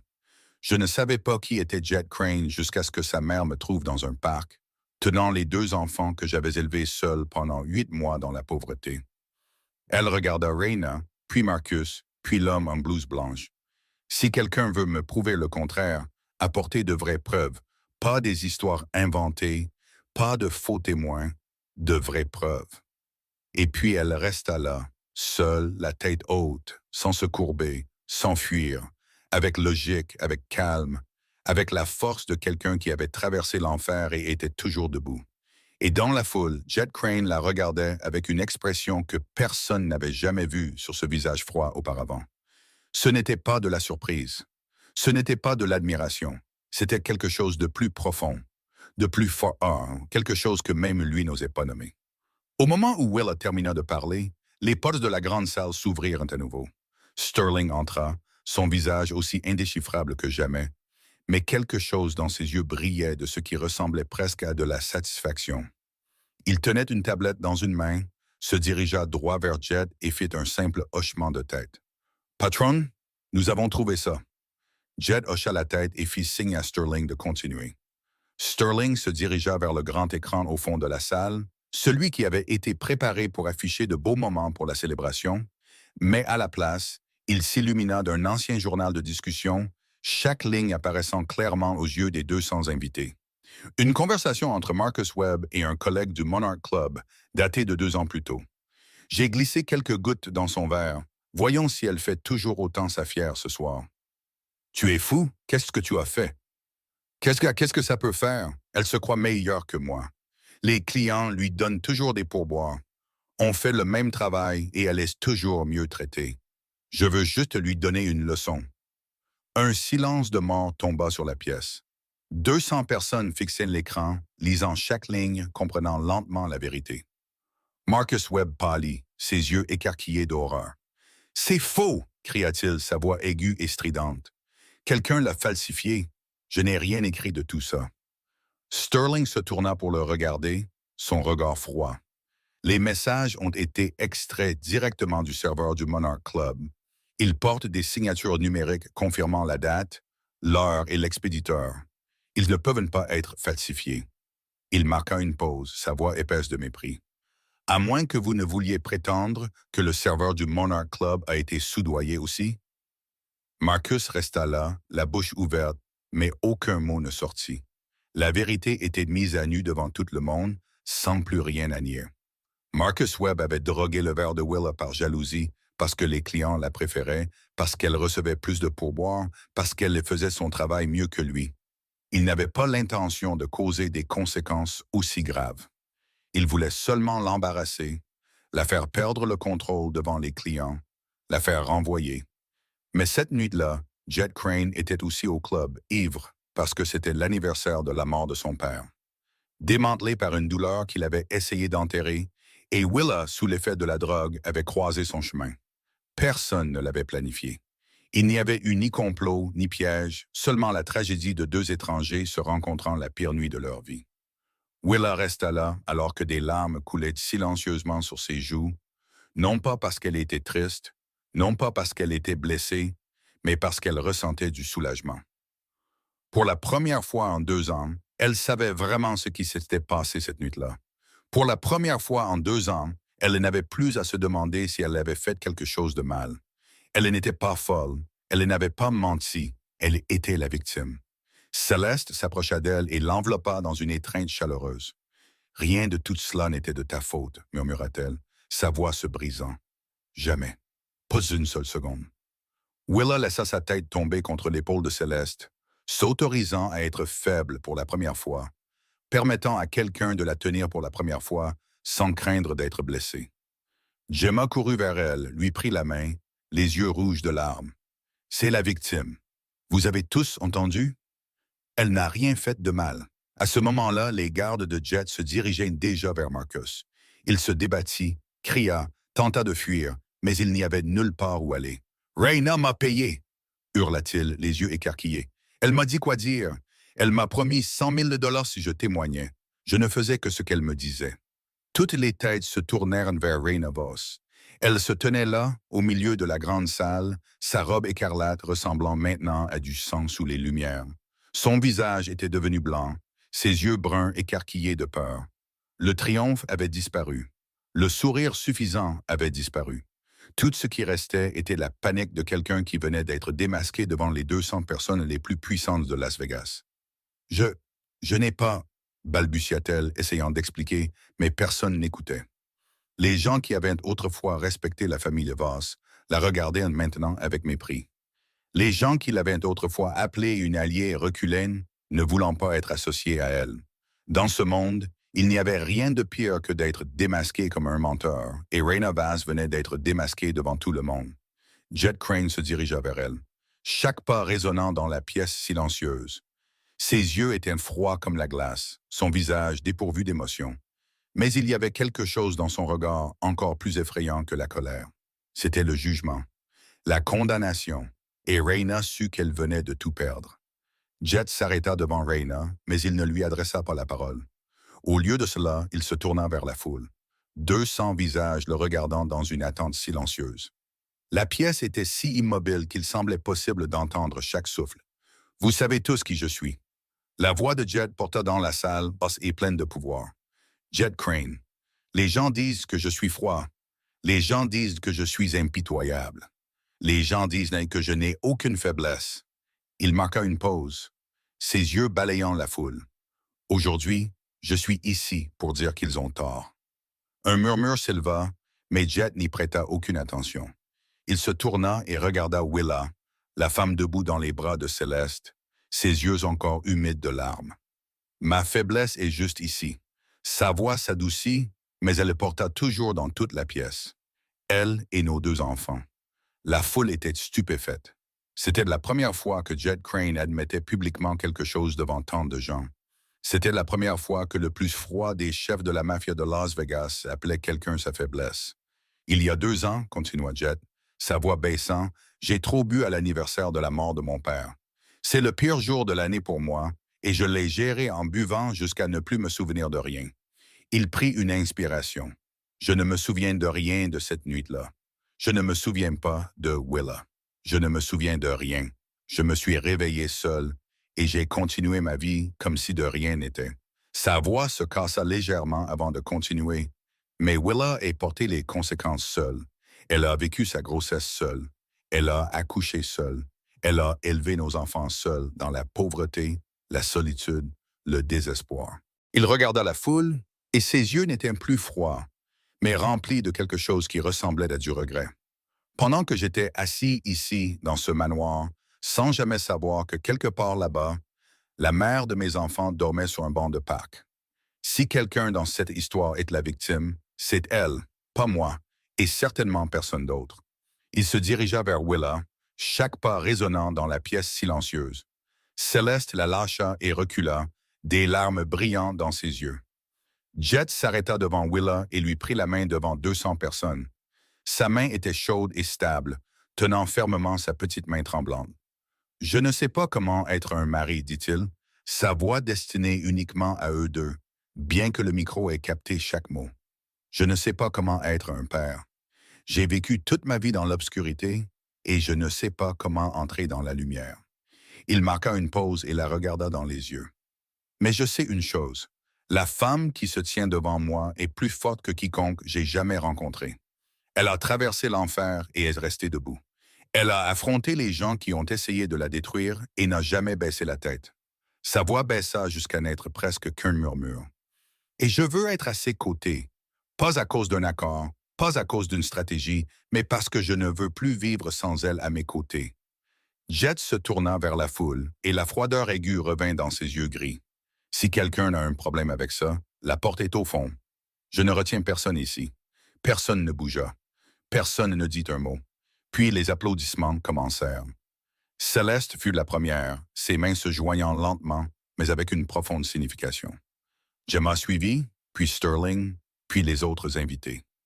Les applaudissements se propagèrent dans la pièce, de quelques claquements épars à un tonnerre roulant, jusqu'à ce que toute la salle soit remplie de sons.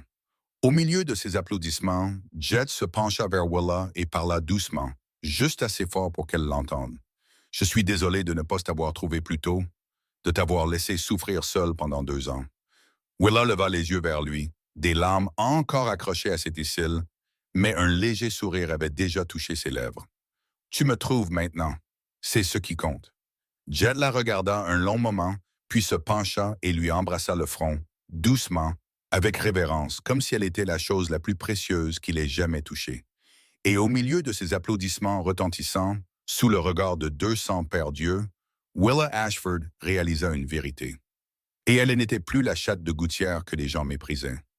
Elle n'était plus une étrangère dans ce monde de luxe.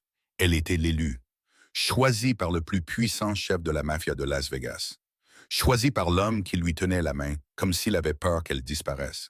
Et pour la première fois de sa vie, Will a senti qu'elle avait sa place quelque part, qu'elle appartenait à quelqu'un. Après le départ du dernier invité du manoir Crane, après que les applaudissements se soient estompés et que la grande salle soit retombée dans le silence, Jet ordonna à Sterling d'emmener Raina dans son bureau. Pas le salon élégant où il recevait ses partenaires commerciaux, pas le bureau formel où il signait des contrats de plusieurs millions, mais la petite pièce au bout du couloir, où la lumière était faible et les ombres plus nombreuses que la lueur. L'endroit où les conversations n'étaient jamais enregistrées. Raina entra, ses talons ne frappant plus le sol avec la confiance qu'ils avaient portée auparavant. Elle tremblait maintenant, sa robe rouge froissée, du mascara maculant ses joues. Il ne restait aucune trace de la fière fille de la famille Vass, seulement une femme qui avait peur. Jet se tenait près de la fenêtre, le dos tourné. Il ne se retourna pas quand Raina entra. Il resta juste là en silence, regardant la nuit de Las Vegas. Jet, la voix de Raina tremblait. « Je peux expliquer. Pas besoin. » Les 2 mots tombèrent comme un marteau, coupant court à toute excuse avant qu'elle ne puisse se former. Jet ne se retourna toujours pas. Le silence s'éternisa, assez lourd pour étouffer l'air. Raina resta là, ne sachant que dire, que faire. Elle était habituée à contrôler chaque situation, à avoir le dessus. Mais maintenant, elle n'était qu'une pièce qui avait déjà été retirée de l'échiquier. Tu sais ce que tu as fait. Jet parla enfin, sa voix basse et froide comme la glace. Soudoyer un témoin, répandre un scandale, engager un faux expert, essayer de détruire une femme innocente simplement parce qu'elle se tenait là où tu voulais être. Il se retourna et ses yeux se plantèrent dans ceux de Reina. Si tu étais n'importe qui d'autre, tu ne quitterais pas cette pièce sur tes deux pieds. Reina pâlit, comprenant exactement ce qu'il voulait dire.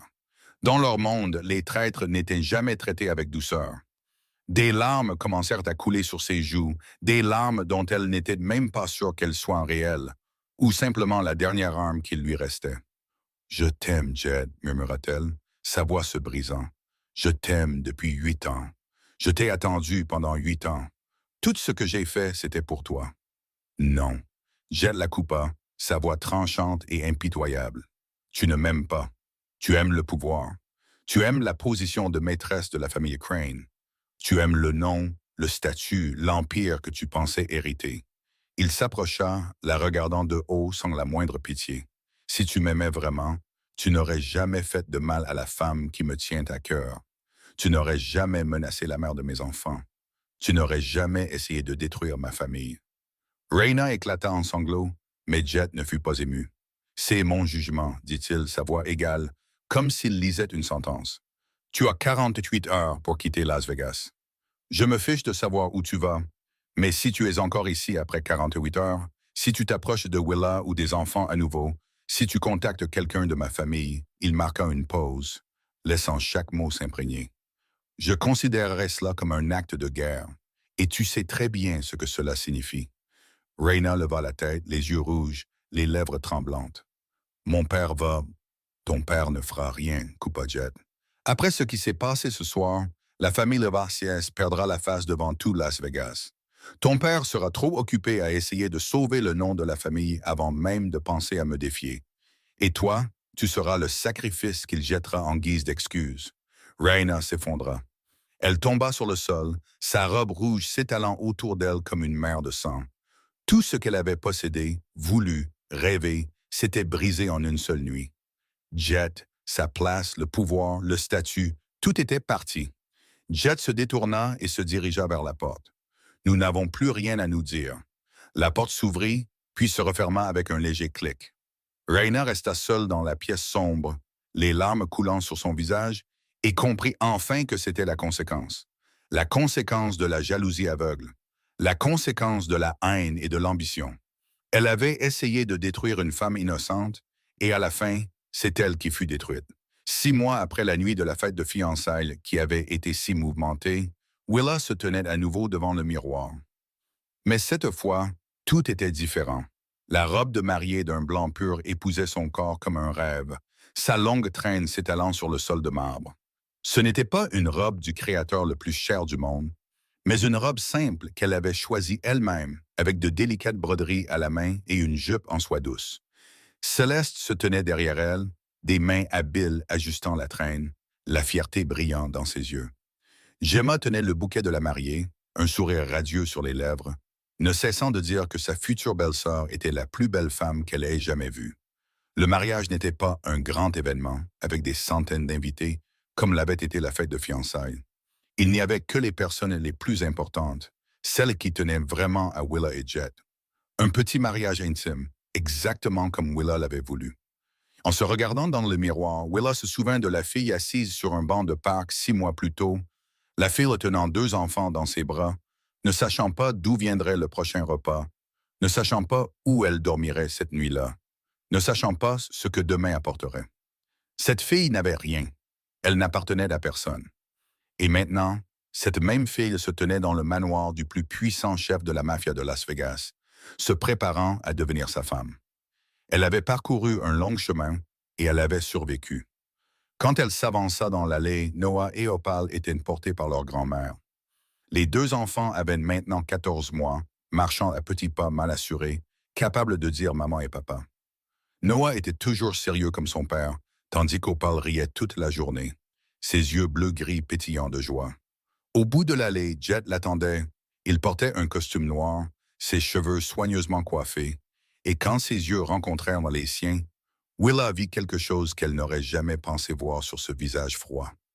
de la chaleur. Quand elle l'atteignit, Jet lui prit la main et murmura pour qu'eux seuls puissent t'entendre. Tu es magnifique. Willa sourit, ses yeux brillants de malice. Tu n'es pas mal non plus. Leurs vœux n'étaient pas des mots polis écrits à l'avance. Jet la regarda dans les yeux, sa voix basse et stable.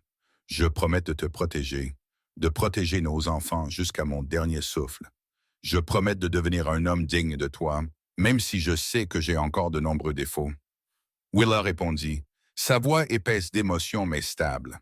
Et je promets de me tenir à tes côtés dans l'ombre ou dans la lumière, parce que tu m'as donné quelque chose que je n'ai jamais eu, une famille. Un an après le mariage, Willa ouvrit le premier centre de soutien pour les femmes sans-abri de Las Vegas, entièrement financé par la Fondation Crane. Elle l'appela la Maison de l'Espoir, un endroit où les femmes comme elle pouvaient trouver un abri, de la nourriture et une chance de recommencer. Noah et Opal avaient maintenant 2 ans, courant dans le manoir, leur rire résonnant dans des couloirs qui avaient été autrefois silencieux. Jet était toujours le patron, toujours froid et effrayant aux yeux du monde extérieur, mais il rentrait tous les soirs, lisait aux enfants avant de dormir et regardait sa femme avec un regard que seule elle était autorisée à voir. Une nuit, Willa et Jet étaient assis sur le balcon, l'endroit où ils avaient eu leur première vraie conversation, l'endroit où leurs mains s'étaient touchées pour la première fois. Las Vegas scintillait toujours en bas, mais maintenant, elle ne ressemblait plus au monstre que Willa avait autrefois craint. C'était simplement la ville où elle avait trouvé sa famille. « Le regrettes-tu, demanda Jet, sa voix douce dans la nuit. « D'être entré dans ce monde? » Willa regarda dans la chambre où Noah et Opal dormaient dans leur berceau chaud.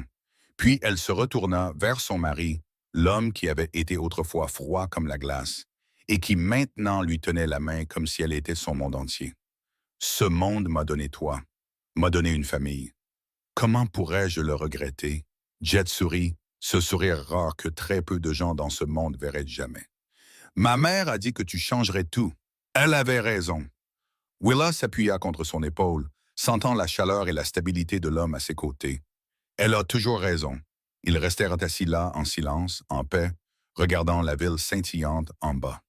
2 personnes qui avaient été perdues dans ce monde s'étaient maintenant trouvées. Leur histoire avait commencé par une nuit dont aucun d'eux ne se souvenait, par la tragédie et la douleur, par l'incompréhension et le désespoir, mais elle était devenue la plus belle histoire que l'un ou l'autre ait jamais vécue. Et c'était l'histoire de Willa et Jet, 2 âmes errantes qui se sont trouvées dans l'obscurité, puis ont marché ensemble vers la lumière. Si cette histoire a touché votre cœur, veuillez appuyer sur le bouton j'aime et partager cette vidéo dès maintenant. N'oubliez pas de vous abonner à notre chaîne et d'activer les notifications pour ne manquer aucune des meilleures histoires chaque jour. Comment cette histoire vous a-t-elle fait sentir? Quel personnage avez-vous le plus aimé? Veuillez laisser un commentaire ci-dessous et partager ce que vous avez sur le cœur. Nous aimerions vraiment connaître vos pensées. Nous souhaitons à tous ceux qui regardent cette vidéo une bonne santé, une vie joyeuse et des jours remplis de paix. Merci d'être resté avec nous. Au revoir et à bientôt dans la prochaine vidéo.